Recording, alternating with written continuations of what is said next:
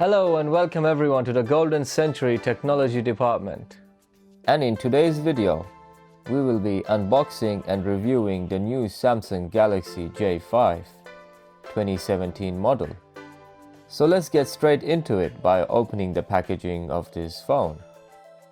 So once the packaging is off, you can see the phone is in a brilliant bright blue box with J5 written in big on the front of the box. And the rest of the specifications are at the back of the box.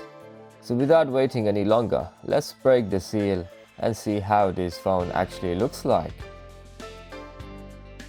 So the first things you see is the phone wrapped in the plastic film, and the three main features are outlined on the front.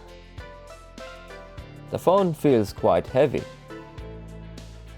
Let's take it out of the plastic film and check how the exterior of this phone feels like. So the first impression I get of this brand new J5 are quite impressive.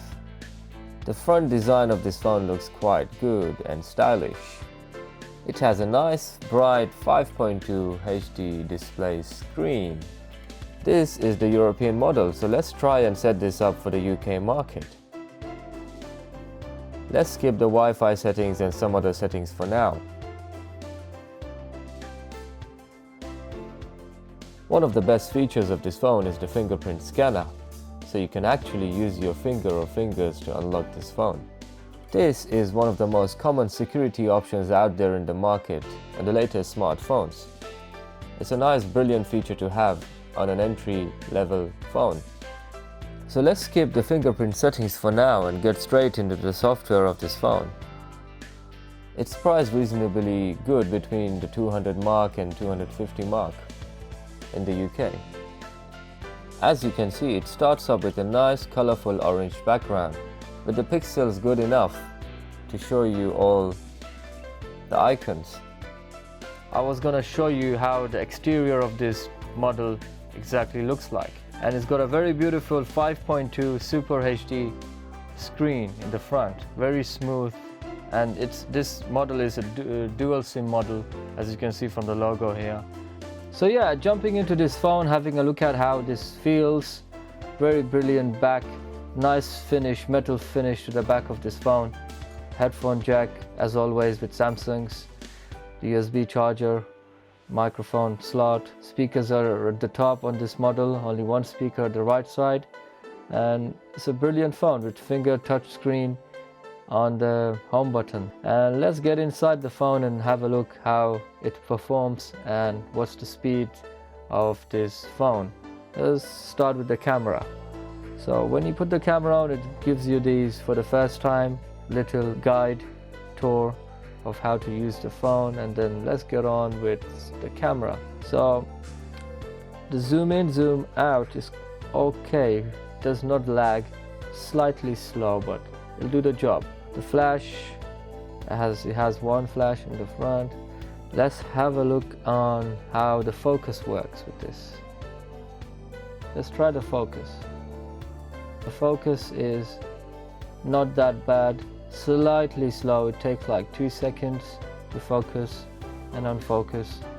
But overall, for a mid-range phone, Samsung have done a very good job here. Front-facing camera, it looks very good for a front-facing camera. When you zoom in, you can't zoom into a front-facing as usual, but you could always. It's got a slight lag, but overall it's a very good front camera. Moving on to some of its features, like the other Samsungs, this one does not have a menu button. You have to swipe up to get to the menu. So it's got Samsung Android 7.0 installed bare factory on this phone. It comes with 16 GB memory and 2 GB RAM and a 1.6 GHz processor. So let's try by opening a bunch of softwares and let's see how it performs with everything open at one time.